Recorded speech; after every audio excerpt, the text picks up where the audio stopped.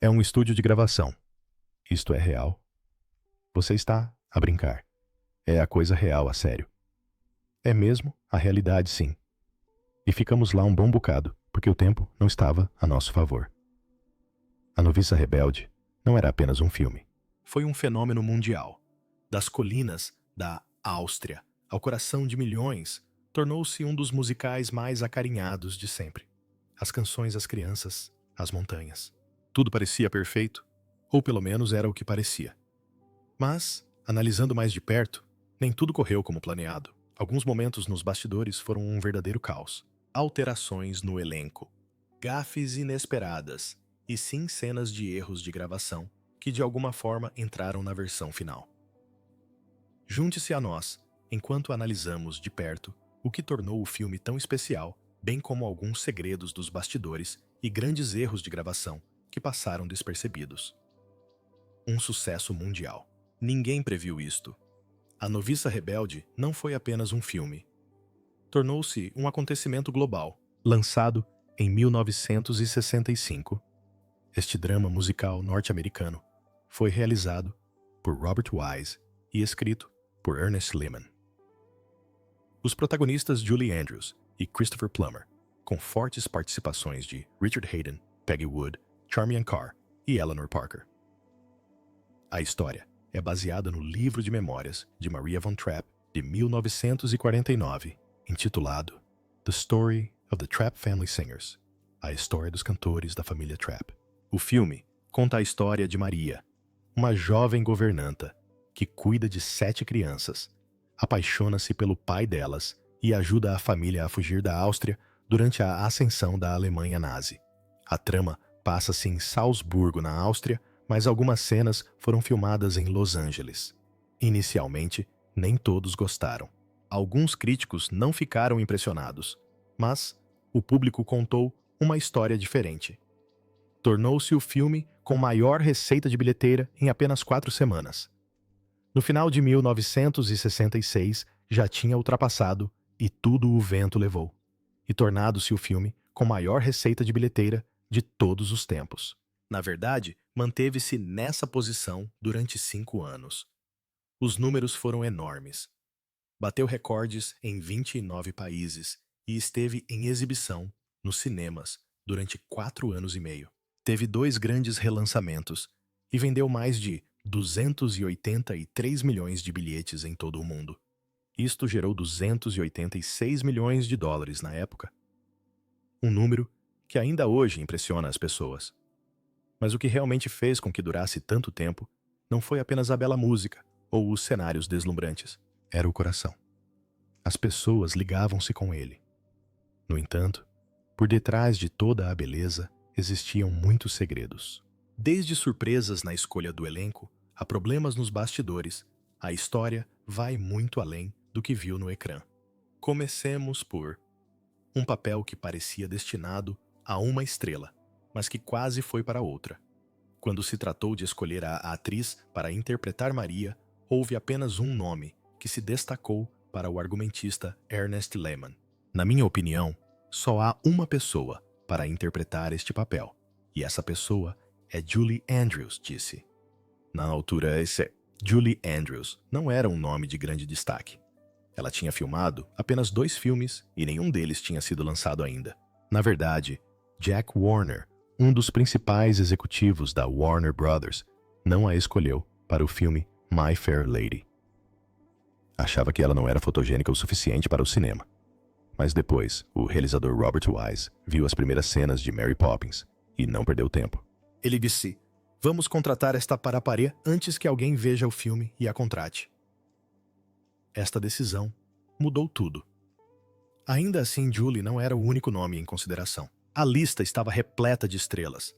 Doris Day, Grace Kelly, Shirley Jones, Anne Bancroft, Angie Dickinson, Carol Lawrence e até Leslie Caron.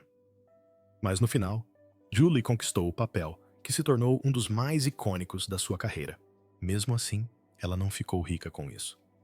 Segundo consta, Julie assinou o contrato por apenas 25 mil dólares e não teve qualquer participação nos lucros. Na altura, isso pareceu-me justo. Ela ainda não era uma superestrela. Mas depois, quando Mary Poppins e My Fair Lady se tornaram grandes sucessos, começou a receber ofertas de até US$ 1 milhão por filme. Julie também estava preocupada que o filme fosse demasiado açucarado. Durante o seu primeiro encontro com Robert Wise, ela perguntou: como é que vão tirar todo o açúcar deste filme? Foi aí que Wise percebeu que ela tinha compreendido o que estavam a tentar fazer. O filme precisava de equilíbrio e Julie ajudou a alcançá-lo. E embora o papel de Maria estivesse definido, a equipa ainda tinha grandes problemas de elenco pela frente, principalmente quando se tratava do capitão. Christopher Plummer quase não aceitou o papel. Christopher Plummer, que interpretava o capitão Georg von Trapp, não era fácil de convencer. Na verdade, recusou o papel várias vezes. Não gostava da forma como o personagem havia sido escrito. Para ele, o capitão era demasiado plano, demasiado rígido. Isso complicou as coisas. A equipa teve de considerar outros atores. E a lista estava repleta de grandes nomes: Sean Connery, Richard Burton, Bing Crosby e Yul Brynner. Mas nenhuma delas parecia ideal. Mesmo assim, Christopher não estava preparado para dizer que sim. Assim, escreveu uma carta ao escritor Ernest Lehman com uma mensagem clara. Ele queria mudanças. Não queria que o capitão fosse apenas uma figura paternal rígida. Queria profundidade. De acordo com o documentário A Noviça Rebelde, que relata a produção do musical favorito dos Estados Unidos, Christopher pediu uma versão mais sofisticada e complexa do Capitão América. Ele queria que a personagem demonstrasse emoções e tivesse sentido de humor. Além disso, desejava que a forma como o capitão falava com Maria fosse bastante diferente da forma como falava com Elsa. A equipa concordou. O realizador Robert Wise e Lehman trabalharam em estreita colaboração com ele para fazer estas mudanças. Christopher chegou a pedir uma música a solo que pudesse mostrar a luta do capitão, como se estava a apaixonar por Maria, mas não sabia como lidar com isso. Foi uma atitude ousada, mas resultou. Christopher trouxe algo de novo à personagem. Conferiu ao capitão uma mistura de charme e força que o tornou inesquecível. Com Julie e Christopher finalmente a bordo, o filme pôde começar. Mas nem tudo correu bem no set. Grandes mudanças no plantel. A Noviça Rebelde teve um dos elencos mais acarinhados da história do cinema. Mas nem todos os que fizeram audições conseguiram entrar para o filme. Uma longa lista de atores de renome fez audições para os papéis, especialmente para o de Liesel. Foram consideradas estrelas como Mia Farrow, Patty Duke, Kurt Russell e Terry Garr. Mia Farrow fez audições não uma nem duas, mas 3 vezes para o papel de Liesel. Nas notas do realizador Robert Wise, este escreveu que Mia tinha uma boa leitura e uma qualidade muito boa, mas que lhe faltava energia. Também observou que a sua dança não era suficientemente forte, e isso era importante para o papel de Liesel. No final, o papel ficou com Charmy e Carr, que trouxeram a combinação perfeita de charme e movimento. Mas a escolha do elenco não foi o único desafio. A aparência era outra grande preocupação, sobretudo no que diz respeito ao cabelo da atriz. Julie Andrews tinha naturalmente o cabelo castanho, mas para o filme, o estúdio queria que ficasse loira. Na primeira vez que tentaram fazer madeixas, a cor ficou laranja, e todos ficaram chocados. Para corrigir, pintaram-lhe o cabelo todo de loiro. Daniel Trujillo, que interpretou Rolf, também teve o cabelo descolorado para o papel. Mas ao contrário de Julie, o dano foi permanente. Ele disse: "O meu cabelo nunca mais cresceu logo depois disso. Perdi metade do meu cabelo, e ficou muito ralo. E embora as crianças não precisassem de duplos, Julie precisava. Apenas uma vez." O seu duplo, Larry Thomas, aparece em apenas uma cena na versão final. Esta é ela, pendurada numa árvore quando o capitão passa de carro e vê as crianças.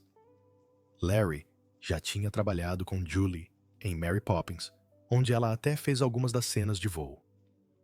Mas mesmo com o elenco definido, a produção enfrentou alguns percalços graves pelo caminho. Um momento quase paralisou tudo. Tensão no set.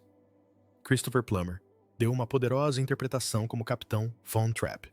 Mas poucas pessoas sabem o quão perto esteve de abandonar o projeto e o motivo a sua voz para cantar.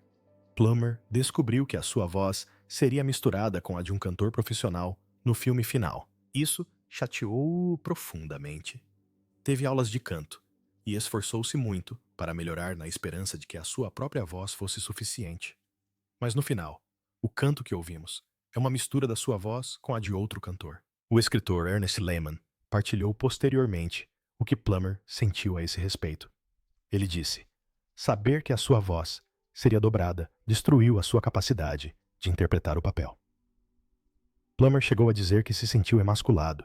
Essa frustração quase o fez desistir. E este não foi o único momento desafiante no set. Uma das primeiras cenas que filmaram foi quando Liesl entra pela janela do quarto de Maria depois de conhecer Rolf. No ecrã parece simples, mas na vida real foram precisas 15 tentativas para acertar. Tiveram de filmar de vários ângulos diferentes para dar a impressão de que Charmian Carr tinha acabado de correr a chuva intensa. Usaram um pulverizador de água fria chamado Mr. Rainstorm.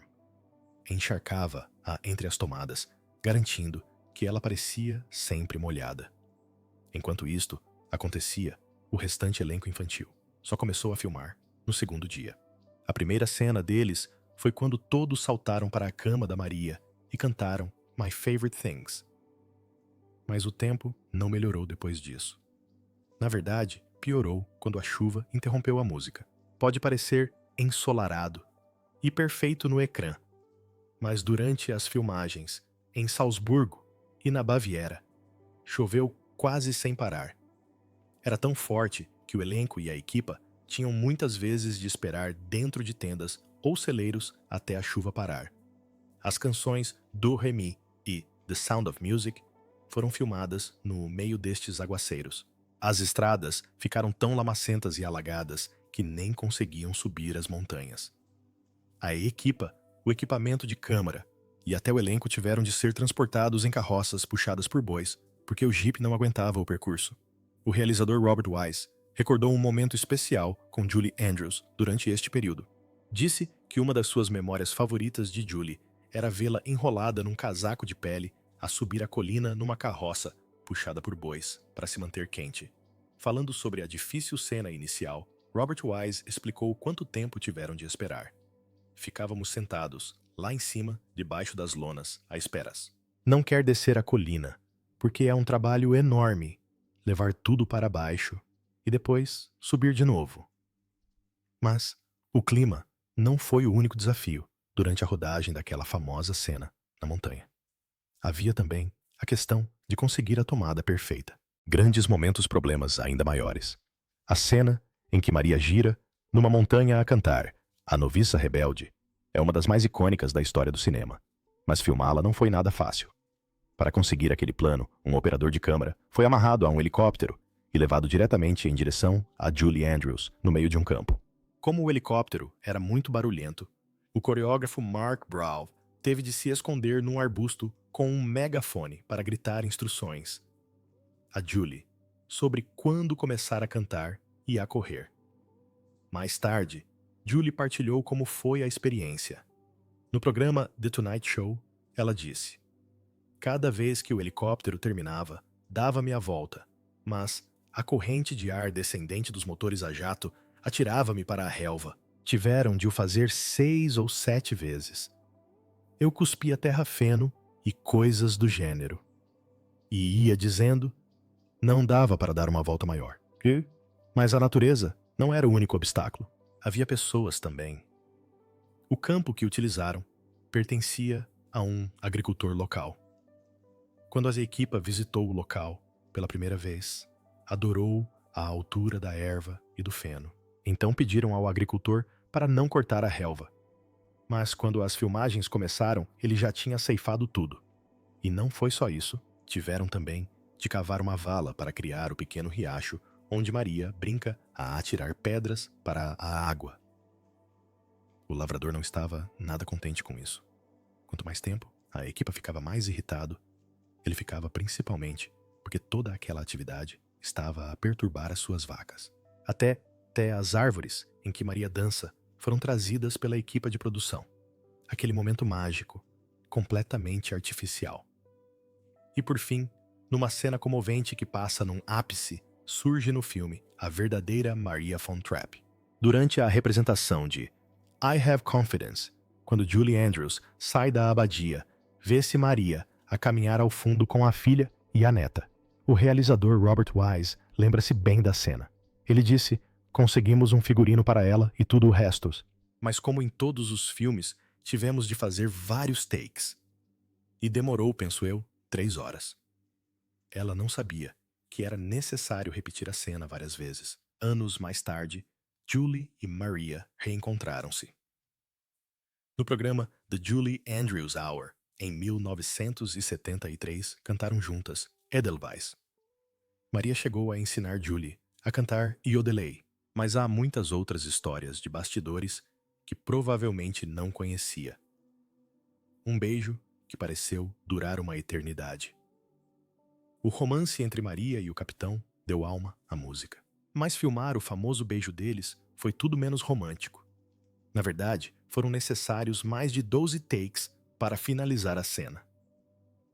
O problema era que Julie Andrews e Christopher Plummer não conseguiam parar de rir.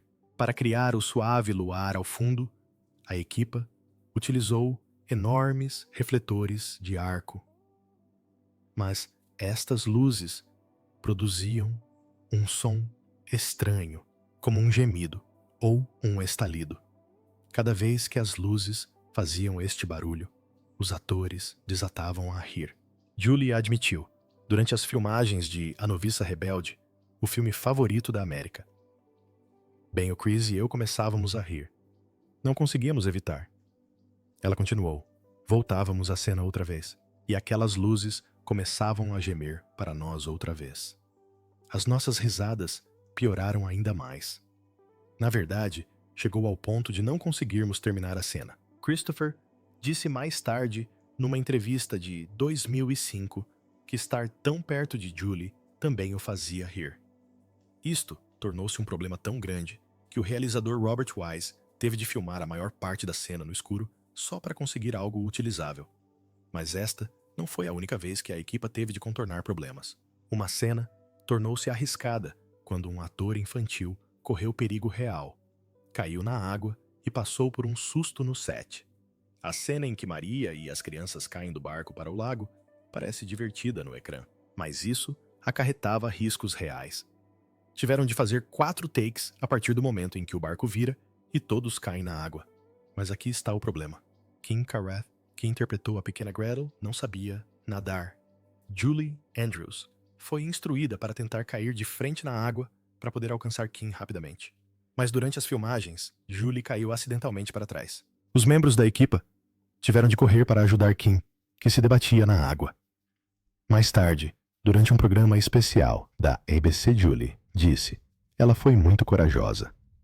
Na versão final da cena, é possível ver Heather Minhas, que interpretava Luisa, a carregar Kim para fora do lago. Foi um resgate silencioso, registrado em vídeo. E embora as cenas na água tenham sido complicadas, algumas cenas em terra firme não foram mais fáceis. O momento do passeio de bicicleta em Do Re Mi pode parecer divertido e tranquilo, mas exigiu meses de trabalho, dança, marionetas e sorrisos desdentados. A cena da bicicleta em Do Re Mi precisava de uma sincronia perfeita entre a música e os ciclistas. Foram necessários 2 meses inteiros de ensaio antes das filmagens. Ainda antes de viajarem para Salzburgo, Julie Andrews e os atores infantis praticaram o ciclismo nos estúdios da Fox, em Los Angeles. Sincronizaram a música com os movimentos da bicicleta, vezes sem conta. Os coreógrafos Mark Brose e D.D. Wood trabalharam com storyboards detalhados de Maurice Zuberano para planear cada passo. Cada detalhe da dança foi cuidadosamente planeado. Até os bonecos ganharam a sua própria coreografia. Para The Lonely Goat Herd, os movimentos dos bonecos tinham de ser perfeitos. Os marionetistas Bill e Cora Baird criaram marionetas especiais para a cena. Julie e as crianças precisaram de 3 semanas de treino para que parecesse que estavam a fazer todo o trabalho com as marionetas sozinhas. Até as marionetas tinham coreografia. Entretanto, os jovens atores estavam a crescer literalmente. Nicholas Hammond, que interpretou Friedrich, cresceu 15 centímetros durante os 6 meses de rodagem. Isso tornou-o mais alto que Charmian Carr. Para resolver o problema, ela teve de ficar em cima de caixas durante as cenas com ele. Debbie Turner, que interpretava Martha, perdeu os dentes da frente durante as filmagens. Assim, o departamento de adereços fez-lhe 2 dentes postiços. Nos bastidores, Julianne Andrews era como uma irmã mais velha ou mentora para as crianças, ajudando-as com as cenas e apoiando-as durante os longos dias de filmagens. Mas mesmo com toda a prática e planeamento, os acidentes ainda aconteciam, e um deles envolveu uma janela partida e um ferimento não revelado, lesões, edições e um final alterado. Durante a cena em que aparece com 16 anos, Charmian Carr estava a dançar no coreto quando escorregou e caiu através de uma janela de vidro. Isto aconteceu perto do final das filmagens e ela magoou o tornozelo. Enfaixaram o ferimento, cobriram-no com maquilhagem e tentaram escondê-lo diante das câmaras. Esta cena, juntamente com outra boa notícia, foi filmada em último lugar. A equipa recriou todo o gazebo nos estúdios da Fox, em Los Angeles. O verdadeiro coreto em Salzburgo era muito pequeno e estava cheio de janelas, o que dificultava as filmagens no interior. Julie Andrews também deixou a sua marca noutra cena, ao atingir uma nota que não estava no musical original. No final de Do Re Mi, ela acrescentou uma oitava extra. Anos mais tarde, disse a Diane Sawyer: "Fiz isto porque podia e depois fiz." Infelizmente, Julie já não consegue cantar estas notas. Em 1997, foi submetida a uma cirurgia à garganta após problemas vocais causados por anos de canto. A operação deveria ter sido simples, mas correu mal. A sua voz ficou danificada para sempre. Em 1999, ela processou o médico e o caso foi resolvido em 2000. Os detalhes permaneceram confidenciais. Até o local das filmagens tinha as suas limitações. A cidade de Salzburgo, no geral, foi prestável, com exceção de uma cena importante. Quando os cineastas precisaram de recriar o Anschluss, mostrando nazis a marchar pela Residenzplatz, enfrentaram um desafio. Disseram-lhes que não podiam exibir bandeiras com suásticas, nem mostrar multidões em festa. Os habitantes de Salzburgo não queriam ser retratados como simpatizantes nazis. Mas o diretor da segunda unidade, Maurice Zuberano, insistiu. Disse que iriam usar imagens reais da entrada de Hitler na Áustria. Isso mudou tudo. Salzburgo permitiu a cena, mas insistiu que as faixas fossem retiradas imediatamente após a rodagem. Ainda assim, não foi permitido celebrar, mas a mensagem foi clara. E, por fim, houve 3 cenas que foram filmadas, mas nunca entraram na versão final. Uma delas foi na montagem de Do Re Mi. Liseu deveria ver Rolf a entregar telegramas e levá-lo a conhecer Maria, mas a cena foi cortada porque abrandava o ritmo da narrativa. Outra cena cortada mostrava o capitão a cantar Edelweiss sozinho no jardim, a pensar em Maria. Ao mesmo tempo, Maria era mostrada à sua janela a pensar nele. O realizador, Robert Wise, disse que a cena parecia desnecessária e não contribuía para o ritmo do filme. A última cena cortada foi uma curta na qual a irmã Margareta dizia a Maria que a Madre Abbas a queria ver. Na versão final, a cena corta diretamente para Maria, já à espera no corredor. Cada um destes cortes foi feito para manter a história em movimento, e é evidente que a versão final foi cuidadosamente editada. Mas nem todas as cenas ficaram perfeitas, pois houve muitos erros que nunca foram cortados. Pequenos deslizes que acabaram por passar despercebidos.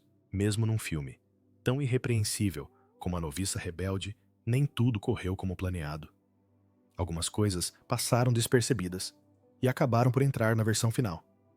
Um grande exemplo disso acontece quando a família Von Trapp está escondida na abadia. Aparecem escondidos atrás de lápides. Mas estas lápides, na verdade, estão encostadas à parede. Ninguém conseguiria realisticamente esconder-se atrás delas. É um erro que não faz sentido quando se analisa bem. Há outro momento estranho, durante a cena da tempestade no quarto, quando Maria canta as minhas coisas favoritas. Marta, a pequena sentada ao lado de Maria, sussurra as palavras "sinto-me tão mal", mesmo que ela não devesse estar a cantar. É evidente que ela se deixou levar pelo momento. Mais um erro engraçado. No final da música, Dó Ré Mi, quando Maria e as crianças estão a subir as escadas, Kurt continua com a boca escancarada, como se estivesse a cantar mesmo depois da música ter parado. E numa cena em que a família está a fugir de carro, o plano de baixo do veículo mostra os pneus. Mas o carro usa pneus radiais Michelin X que nem sequer existiam em 1938. Só foram fabricados em 1948. Há também uma cena com o Capitão Von Trapp e Max. Quando Georg dá um toque brincalhão na bochecha de Max, ouvimos 3 sons de palmadinhas. Mas Georg só dá 2 toques. É um pequeno erro de áudio, mas uma vez que se percebe, torna-se evidente. Podem parecer pequenos, mas a secção seguinte revela erros um pouco mais óbvios, revelando erros que estavam bem à vista. E, por vezes, certos detalhes num filme podem revelar mais do que deveriam. Um exemplo disso é quando as crianças caem no lago. Ao saírem da água e caminharem em direção à casa, o chão já está molhado. Isto porque o chão estava encharcado durante as filmagens anteriores. A cena não foi filmada de uma só vez, e o piso entregou o jogo. Outro momento revelador acontece quando o Capitão Von Trapp rasga uma bandeira nazi ao meio. Se observar com atenção, poderá vê-lo a procurar o ponto certo. Existe um pequeno corte já feito para facilitar o rasgar. Portanto, embora pareça um momento impactante no ecrã, foi tudo planeado com antecedência. E depois chega a hora do teatro de fantoches. Gretel corre para o tio Max e pergunta: "Podemos mesmo continuar com o teatro de marionetas, tio Max?" E chocou. Ao fundo da Marta começa a correr antes do tempo mesmo, no meio da fila da Gretel. Ela controla-se rapidamente. Espera um pouco, e quando chega, a sua vez continua com os outros. Noutra cena, com Dó Ré Mi, enquanto Maria e as crianças sobem e descem as escadas a correr, Liesl, Charmy e Car ficam confusas. Está a fazer a coreografia corretamente, mas vê Luísa interpretada por Heather Minhas a fazê-lo de forma diferente e com mais confiança. Então, Liesl hesita e muda os seus movimentos para acompanhar os de Luísa. Mais tarde, no especial do 45º aniversário, Car disse que tinha dúvidas sobre si mesma. Mas ao rever o filme, percebeu que tinha razão o tempo todo. Estas confusões nos bastidores podem parecer pequenas, mas algumas delas repetiram-se várias vezes, principalmente em relação à continuidade. Falta de continuidade. Continuidade é quando tudo num filme permanece consistente de uma cena para a outra. Mas, em A Noviça Rebelde, há várias cenas em que as coisas simplesmente não combinam. Um exemplo disso é quando Liesl entra pela janela depois de encontrar Rolf. Inicialmente, está no meio da cama, a conversar com Maria. Mas quando o ângulo da câmera muda, está na lateral. Depois a cena muda novamente e ela está novamente no meio. Outra cena envolve a personagem de Christopher Plummer. A certa altura, atira para o chão uma cortina que as crianças usam para fazer roupinhas de brincar. Mas quando se afasta, o chão fica à mostra e a cortina desapareceu por completo. E durante um dos passeios de charrete por Salzburgo, o grupo passa por um salão de cabeleireiro chamado Frisur. Mas, segundos depois, quando Maria se vira, passam novamente pelo mesmo salão. Isto significa que reutilizam a mesma rua 2 vezes em apenas alguns segundos. Numa cena diferente, pouco antes de Edelweiss, pedem ao capitão para tocar guitarra. Segura um copo na mão direita e levanta à esquerda num gesto de negação. Mas quando a cena muda, o copo está agora na sua mão esquerda e ele levanta à direita. Esta troca rápida seria impossível sem magia. As mudanças no cabelo também são um grande sinal. Durante a música do Remy, o cabelo de Maria está descontroladamente ao vento em planos gerais. Mas, em grandes planos, o seu cabelo está perfeitamente arranjado. Depois da cena no lago, quando o barco vira, as crianças estão todas espalhadas. Numa cena, Luísa está do lado esquerdo à frente, mas, no instante seguinte, ela está subitamente à direita carregando Gretel. Não há tempo para ela se mexer, mas magicamente falo. E se observar o cabelo de Friedrich, interpretado por Nicholas Hammond, vai reparar em algo estranho. Na cena de My Favorite Things, o seu cabelo está ruivo claro. Essa foi a primeira cena que filmaram com ele. Depois a equipa decidiu descolorar o seu cabelo para o tornar loiro. Por isso, em cenas posteriores, que aparecem no início do filme, o seu cabelo está quase branco. Ao longo do filme, a cor do seu cabelo continua a mudar. Não são apenas as aparências dos atores que mudam. Os seus movimentos também. E uma cena durante um número musical mostra isso muito bem. Problemas de sincronização e cortes bruscos da câmara. Durante a canção, em que as crianças cantam para a baronesa, o capitão entra e junta-se a elas. No plano geral, vemos Liesl a começar a guardar a guitarra, mas no grande plano, o violão já está quase no chão. Este salto é impossível a não ser que haja um salto temporal. Na cena do festival folclórico, perto do final do Remy, a ordem das crianças muda entre planos fechados e planos gerais. Gretel está na primeira fila com Kurt atrás dela. Mas na cena seguinte, Kurt mudou de lugar e Gretel está entre Luísa e Kurt. A posição do capitão durante a música Edelweiss também muda. Está sentado no meio do sofá quando começa a cantar. Mas no quadro seguinte, está subitamente no canto esquerdo. Há também uma repetição do momento seguinte, como resolver um problema como o de Maria. Uma freira acompanha Maria até ao escritório da Madre Superiora. Ela diz: "Podes entrar agora, Maria", e coloca a mão no ombro dela. Depois afasta-se. Mas, de dentro do escritório, voltamos a ver exatamente a mesma coisa. A mesma fala e o mesmo movimento repetem-se. O cabelo não é a única coisa que muda.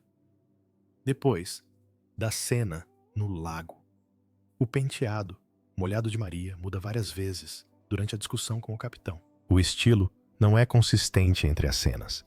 Até os objetos de cena foram trocados. Numa cena em que Max pergunta se as crianças podem cantar no festival, o capitão pega num copo e diz: "Max." Mas quando o ângulo da câmera muda, está a segurar uma garrafa. Podem parecer detalhes insignificantes, mas, depois de os notar, é difícil ignorá-los. Lembram-nos que por detrás das músicas perfeitas e das cenas impecáveis, a banda sonora da música era ainda um filme. Com pessoas reais, problemas reais e erros de gravação reais. Já tinha reparado em algum destes erros de gravação antes, ou foi a primeira vez que reparou neles, que erros mais te surpreenderam e acha que tornam o filme mais divertido de ver agora?